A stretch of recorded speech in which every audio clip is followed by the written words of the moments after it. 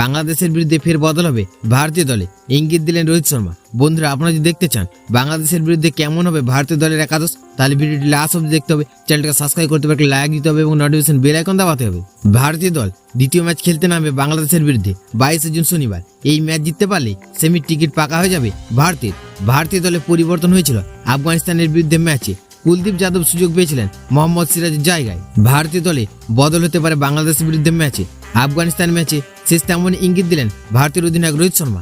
পরিস্থিতি, পিচ, প্রতিপক্ষ অনুযায়ী দল পরিবর্তন হবে বলে জানান হিটম্যান। প্রতি ম্যাচের পরিকল্পনা অনুযায়ী দল গঠন করা হবে বলে জানিয়েছেন রোহিত শর্মা। ফলে বাংলাদেশের বিরুদ্ধে ভারতের একাদশে পরিবর্তন হবে বলে জল্পনা চলছে।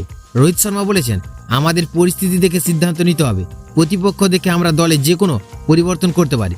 মনে হয়েছিল এই ম্যাচে 3 স্পিনার খেলানো ভালো, তাই খেলিয়েছিলাম। পরের ম্যাচে দরকার পড়লে 3 পেসারও খেলাতে পারি।